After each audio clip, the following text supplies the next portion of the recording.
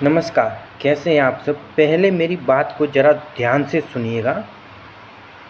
मैं आज आपको ऐसी बात बताने वाला हूँ, जो शायद किसी ने आपको बताई होगी, शायद किसी बहुत कम लोगों ने, या फिर आपको इस बात के बारे में पता भी नहीं होगा। तो मेरे वीडियो को इसको ज़रा गौर से सुनिए, गौर से समझिए, थोड़ा दिमाग से और ध्यान से पूरा फोकस लगाइए यहाँ पर अपना। बाकी सब टेंशन छोड़ दीजिए, पूरा ध्यान यहाँ पर दीजिए।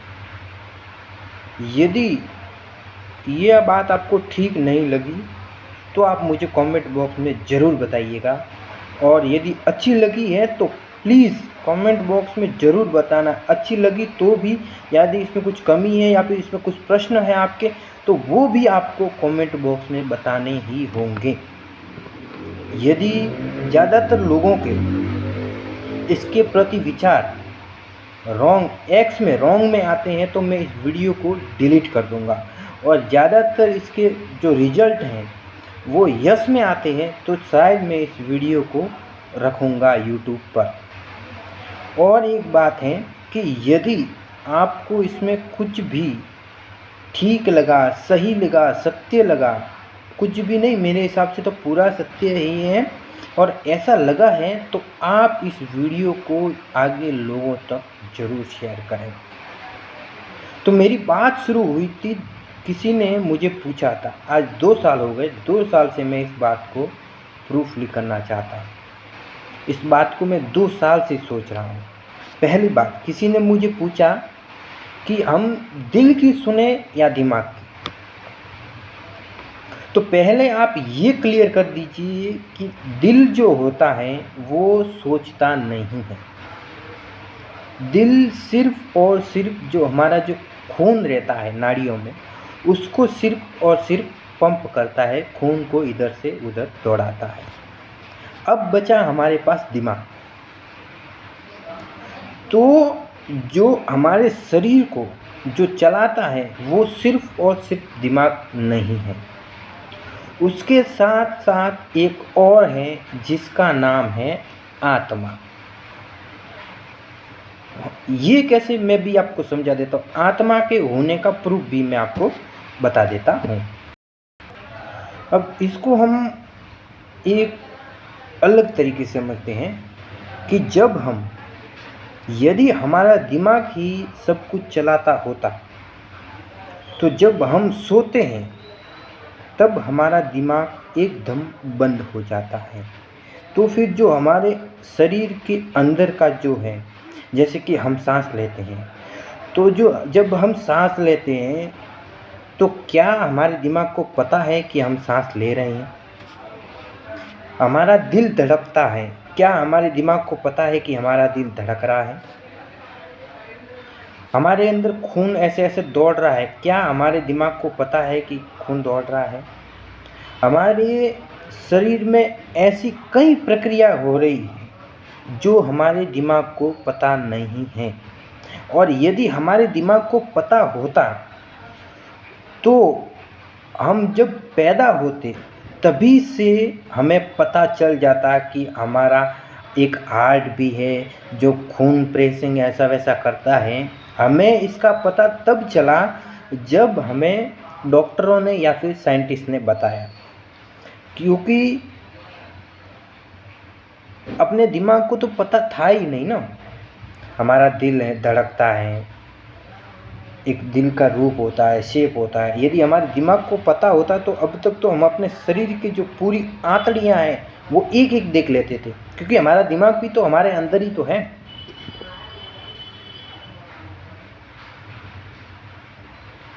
और यदि हमारा खून पंप हो रहा है या फिर दिल धड़क रहा है तो हमें पता क्यों नहीं था कि हमारा दिल धड़क रहा है? हम सांस लेते हैं तो भी हमें पता नहीं था। और जब हम रात को सोते हैं तब हमारे शरीर को कौन चलाता है? क्योंकि तब तो हमारा दिमाग एकदम बंद पड़ जाता है। और जब दिमाग बंद पड़ जाता है तो हमारी जो शरीर को है वो ऑर्डर कौन देता है?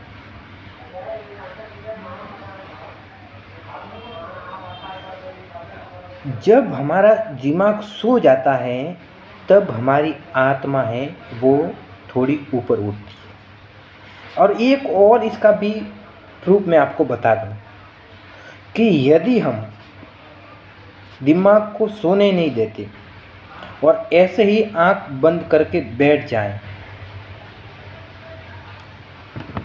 और हम सोचते रहें, सिर्फ आंख बंद करें, नींद नहीं लें, सिर्फ आंख बंद करें। नींद लेंगे तो हमारा दिमाग बंद हो जाएगा।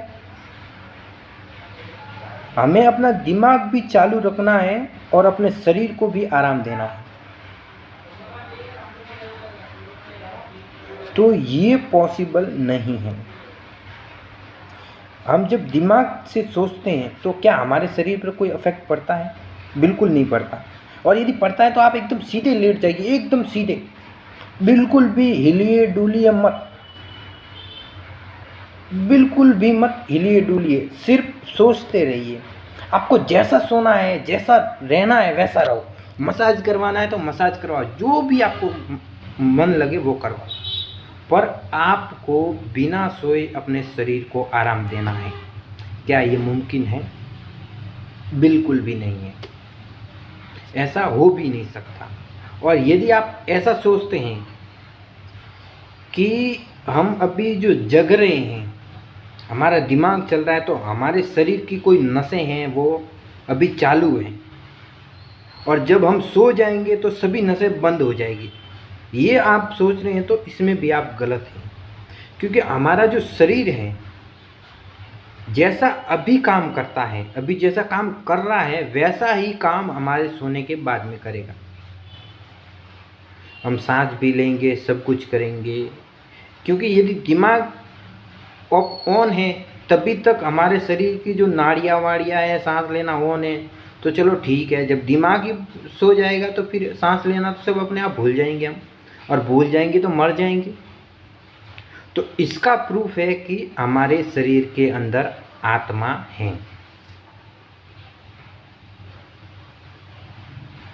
अब बात आती है कि यदि हमारे शरीर के अंदर आत्मा है तो हमें उसका अनुभव क्यों नहीं होता? आपको एक और बात बता दूं कि आत्मा के जैसा का जैसा एक और तत्व है जो हमारे शरीर में विद्यमान है, जो मौजूद है, जिसको हम मन कहते हैं।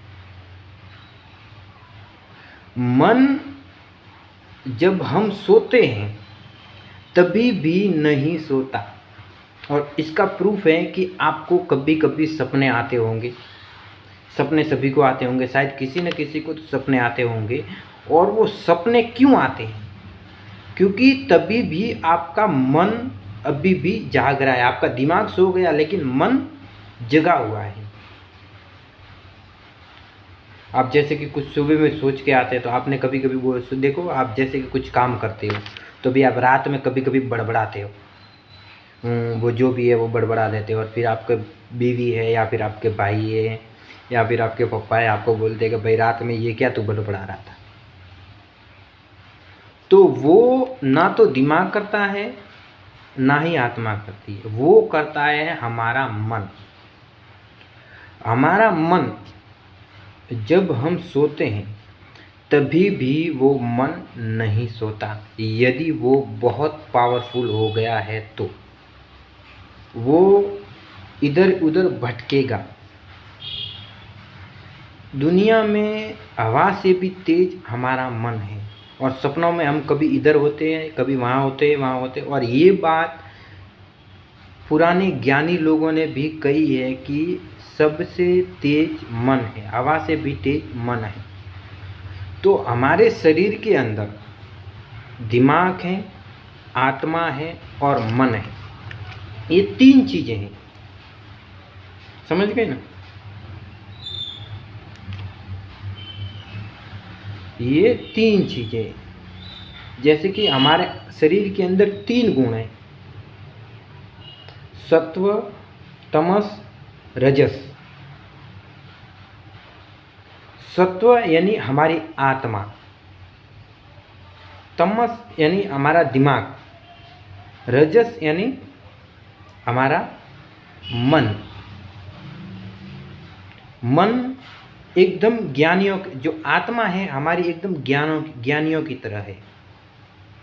जो मन है वो राजा महाराजाओं की तरह है, मतलब कुछ न कुछ चाहिए उसको, बस राजा महाराजा जैसे भोग कैसे करते हैं वैसा हमारा मन है। और जो हमारा दिमाग है वो एकदम शुद्र है। शुद्र यानी कि आज्ञाकारी।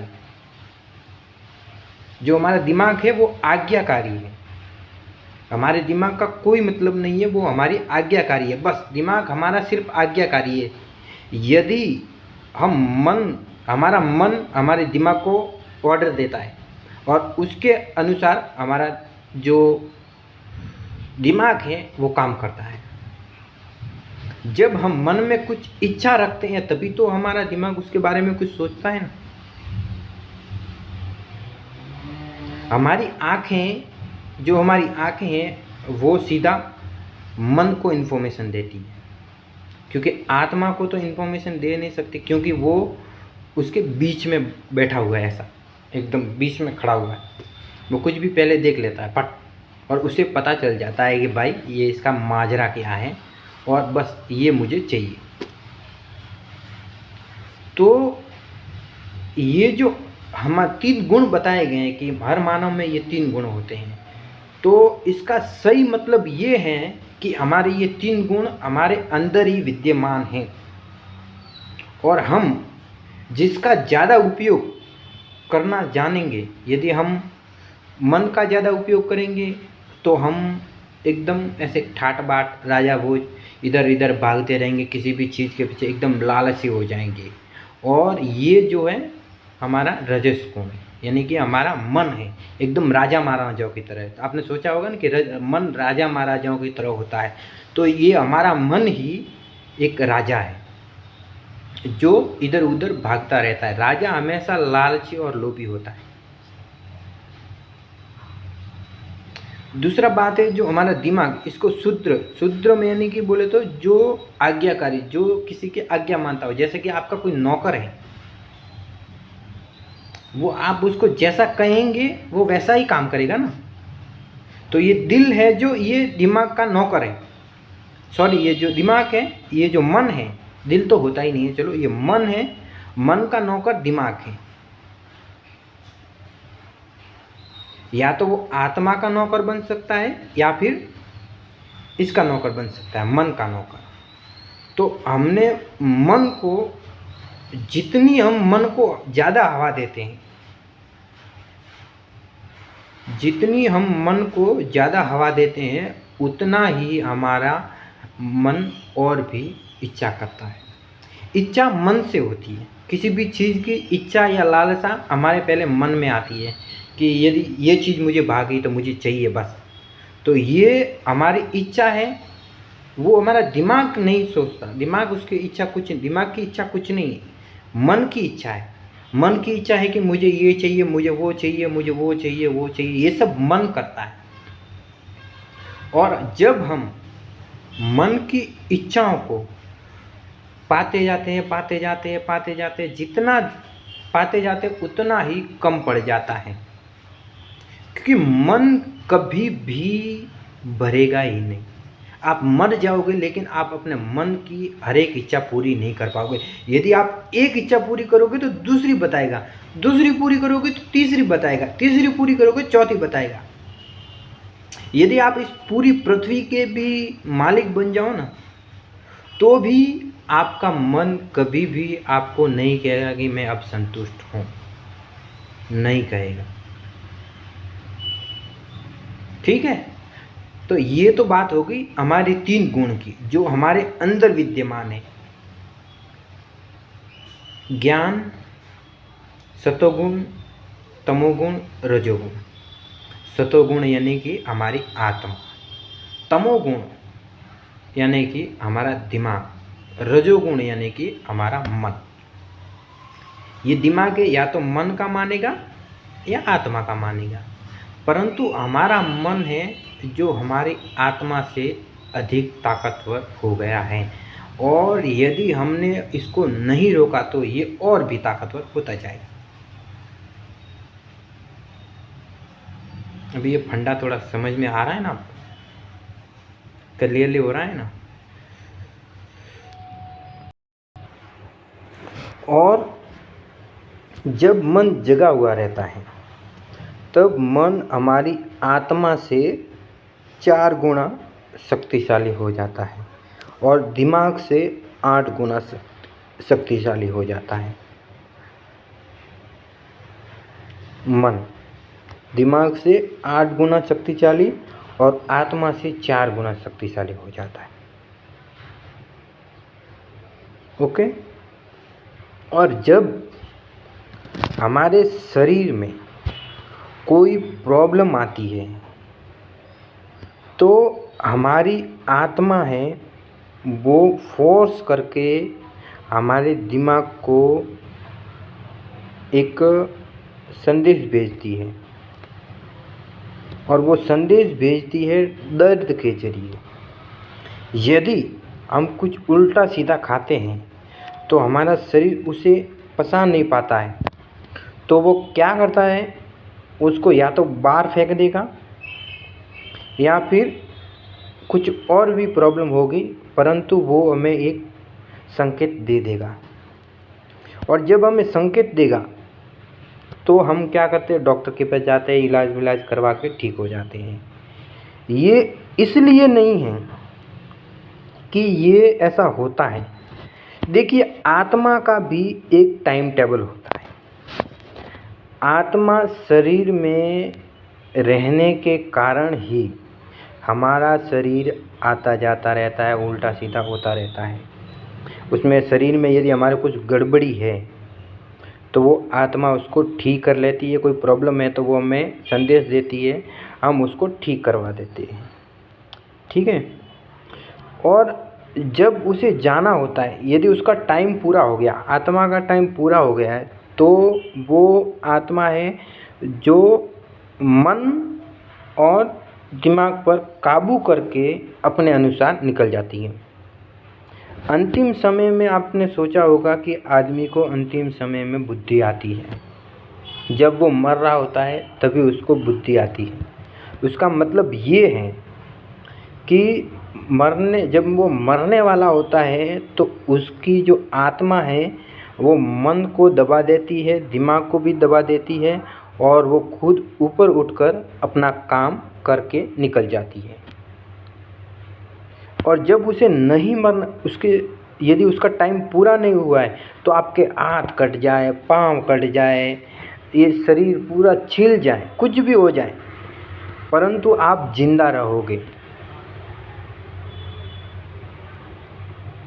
भले आपका सर भी एक बार फूट जाए ना, तो भी आप जिंदा रह सकते हो, क्योंकि आत्मा के जाने का टाइम नहीं आया है। कहते हैं ना कि जब मौत आती है ना तो इंसान में ऐसी हड़बड़ी घूमने लगती है, इंसान की जो सोचने की जो शक्ति होती है वो ख़त्म हो जाती है। आपको एक बात तो पता होगी ना कि जब मौत आए, जब इंसान के आखिरी वक्त आता है तो उसके सोचने की दिमाग में कोई सोचने की शक्ति एकदम कम हो जाती है, उसे पता ही नहीं चलता कि उसे क्या सोचना है। उस टाइम वो जो आत्मा करवाती है वो ही वो आदमी करता है। आपने तो ये बात तो प्रूव हो गई कि आत्मा है, क्योंकि आत्मा को यदि जाना रहेगा तो वो बहुत जल्दी निकल जाएगी और नहीं जाना रहेगा तो वो भले आपके सर कट जाए, पाँव कट जाए, हाथ कट जाए, सर फट जाए, कुछ भी हो जाए, परंतु आदमी जीवित रहेगा, जिंदा रहेगा। और ऐसा दुनिया का कोई भी डॉक्टर नहीं है जो मरने के बाद में इंसान को जिंदा कर सके, और यदि जिंदा भी कर दिया तो वो उसे 4-5 दिन से ज़्यादा या 10 दिन से ज़्यादा जिंदा नहीं रख पाएगा। यदि वो ऐसा करेगा तो जो इंसान का जो शरीर है वो एकदम फट जाएगा, बॉम्ब ब्लास्ट हो जाएगा, एकदम बॉम्ब ब्लास्ट की तरह। क्योंकि जब तक आत्मा अंदर रहती है तभी तक शरीर को पंच महाभूतों से बनी रहे। आत्मा पंच महाभूतों से, यानी आत्मा हमारे शरीर में है तो हमारे शरीर में पंच महाभूत हैं। पंच महाभूतों का ही हमारा शरीर बना हुआ है, वो हमारे अंदर है आत्मा के रूप में। और जब आत्मा निकल जाती है तो उसके साथ साथ हमारे जो पंच महाभूत है वो भी बाहर आ जाते हैं और हम मर जाते हैं। एक बात और है कि जब हमारे शरीर में आत्मा रहती है तब हमारा शरीर कभी भी सड़ता गलता नहीं है, चाहे वो इंसान का हो, मुर्गे का हो, बकरे का हो, किसी भी चीज़ का हो। और जब आत्मा अंदर से निकलती है तो उसके 10 दिन बाद, 15 दिन बाद शरीर अपने आप सड़ जाता है, गल जाता है। इसका कारण भी क्या है? क्योंकि आत्मा है, इसीलिए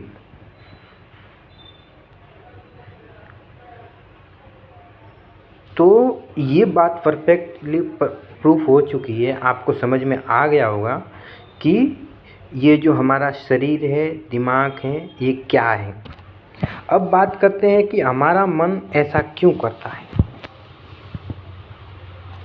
पहली बात कि हमारे पास जो आत्मज्ञान की जो कमी हो गई है, पहली बात तो हमारे पास आत्मज्ञान नहीं रहा, और जो आत्मज्ञान है अभी भी जो मौजूद है उसको हम अपने पास नहीं आने देते। क्यों नहीं आने देते? यदि हमारा दिमाग कभी भी उसके पास भी चला जाए तो कुछ देर के बाद में वो वापस विचलित हो जाता है। और इसका कारण है कि जो हमारे मन में जो मन है उसमें कली पुरुष यानी कि कलयुग बैठा हुआ है। जो कली पुरुष रहता है वो हमारे मन में बैठ गया है। इसीलिए हमें, जब तक हम इस मन को नहीं मारेंगे तब तक हम आत्मा से ना सोच पाएंगे, ना देख पाएंगे, ना जान पाएंगे।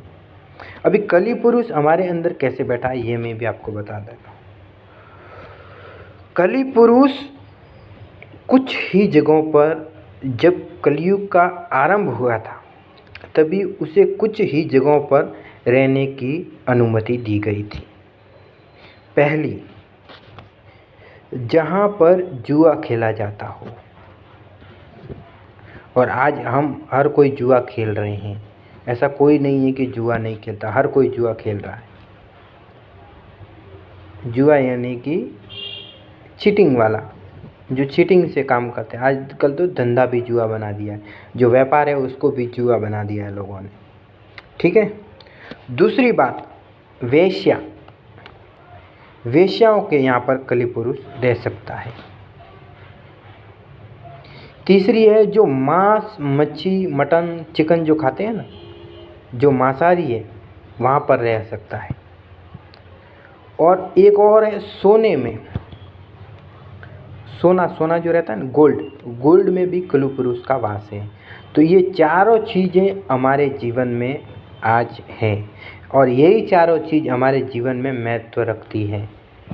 मांस, मछली, दारू, शराब वगैरह, जुआ और सोना, गोल्ड, यही चीज़ आज हमारे जीवन की सबसे महत्वपूर्ण चीज़ें हो गई हैं। आप मानो या ना मानो, और यही चीज़ों के कारण हम उल्टे सीधे कार्य करते हैं। इसीलिए ये जो हमारे अंदर कली पुरुष बैठा है उसको हमें भगाना है, तो हमें फिर से वेदों की तरफ, गीता की तरफ, ग्रंथों की तरफ, पुरानी संस्कृति की तरफ वापस से लौटना होगा। तभी हम एक आत्मज्ञानी बन सकते हैं, आपने सुना होगा कि आत्मज्ञानी पुरुष जो भगवान बुद्ध थे, जिसको आप मानते हैं, जिसकी आप पूजा करते हैं, उनको आत्मज्ञान प्राप्त हुआ था। आत्मज्ञान का मतलब है कि उसे अपनी आत्मा का बोध हुआ था। मतलब कि आत्मा का बोध होना मतलब उसे बुद्धत्व कहते हैं। जैसे कि आत्मा का जब इंसान को जब आत्मा का बोध हो जाता है तो उसे भूत, भविष्य, वर्तमान सब ज्ञात होता है। जब आत्मा का बोध होता है तब मनुष्य को सब ज्ञात होता है, भूत, भविष्य, वर्तमान। उसे ये भी ज्ञात होता है कि अगले पल क्या होने वाला है।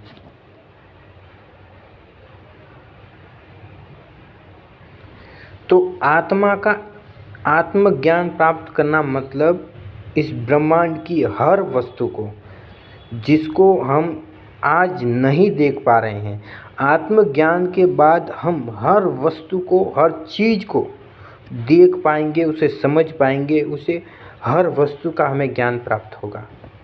हमारी आत्मा को हर चीज़ का ज्ञान है, परंतु हमारा मन जो हमारी आत्मा के ऊपर बैठा है वो हमें अनुमति या फिर उस ज्ञान तक पहुंचने की अनुमति या रास्ता नहीं देता।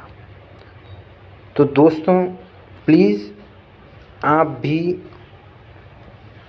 जितना हो सके ग्रंथों की, अपनी पुरानी संस्कृति की, अपने संस्कारों की तरफ लौटें। देखिए, आत्मा जो होती है ना, उसका भी एक ज्ञान है। जब वो उसे सुनाई देगा तभी तो वो जागेगी ना, तभी तो वो बलिष्ठ होगी ना। जब हम आत्मा पर फोकस करेंगे तो आत्मा बलवान होगी, और अब हम मन पे फोकस कर रहे हैं तो हमारा मन बलवान हो रहा है। और आत्मा और मन दोनों के रास्ते बहुत ही अलग हैं, एकदम अलग हैं। जैसे कि तेल और पानी का इतने अलग हैं, वो मिलजुल के तो रह ही नहीं सकते। या तो आत्मा राज करेगी हमारे शरीर पर, या फिर हमारा मन राज करेगा। मन राज करेगा तो हमें दुख मिलेगा, और यदि आत्मा राज करेगी तो हमें सुख शांति मिलेगी। मन राज करेगा तो हमें धन मिलेगा भी, आएगा भी, जाएगा भी, आएगा जाएगा, आएगा जाएगा। आत्मा राज करेगी तो जो हमारी आवश्यकता है उसी के पीछे भागेंगे, उसी के पीछे दौड़ेंगे। जितनी हमारी आवश्यकता है उतना ही हम उसका भोग करेंगे, और जो ज़्यादा बचेगा वो दूसरे जीवों को दे देंगे। तो दोस्तों, आपको हमारे शरीर का जो पूरा फंडा है वो समझ में आ गया होगा। और यदि आपको समझ में आ गया है तो प्लीज़ इस चैनल को लाइक, सब्सक्राइब, शेयर करें, और जितने भी लोगों तक इसको पहुंचा सके उन तक ये पहुंचाएं। और एक बात हमेशा याद रखें कि अपने मन को अपनी आत्मा पर हावी मत होने दो। अपने ग्रंथों पर डाउट मत करो। अपनी गीता, अपनी पुराण, अपने पुराण जो भी हैं, महापुराण हैं, उन पर डाउट मत करो, उनका अनुसरण करो। जब उनका अनुसरण करोगे तो आपकी आत्मा को शक्ति मिलेगी। जब आपकी आत्मा को शक्ति मिलेगी तो आपका मन दुर्बल हो जाएगा, और जब मन दुर्बल हो जाएगा तो आत्मा शक्तिशाली हो जाएगी, और जब आत्मा शक्तिशाली हो जाएगी तो आपको आत्मज्ञान प्राप्त होगा। तो दोस्तों, इस बात में लॉजिक है। आप ज़रा गौर से सोचिएगा, जो गौर से सुनिएगा। नहीं आपको पता चला है तो इस वीडियो को दोबारा देखिए, आपको इसका लॉजिक ज़रूर समझ में आएगा। और मैं अभी शायद एक बुक लिख रहा हूँ, तो उस बुक को भी आप ज़रूर पढ़िएगा। जब मेरी बुक पूरी हो जाएगी तो मैं आपको ज़रूर ही वो बुक फ्री में दूंगा, फ्री में उपलब्ध करवाऊँगा।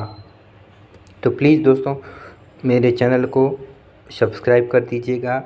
मैं पैसे के लिए नहीं कर रहा हूँ, मैं जो कर रहा हूँ लोगों को जगाने के लिए, समाज में जो आजकल इतनी जो दरिद्रता है, उस दरिद्रता है, लोगों में इतना जो असमान रूप से जो बदलाव आया है, जो स्वार्थ की जो इतनी इच्छा प्रकट हुई है, अनुशासनहीन जो लोग हो रहे हैं, उनको मैं थोड़ी सी अपने दिल से, अपने मन से, अपने बुद्धि से कुछ कहना चाहता हूँ।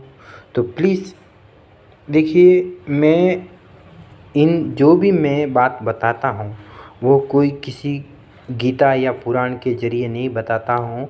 मैं अपने आत्मज्ञान, आत्म मंथन से जो भी बात बताता हूँ वही मैं आपको बताता हूँ। और ये आप यदि परफेक्टली सोचेंगे तो आपको इसमें ज़रूर ही सत्य नज़र आएगा।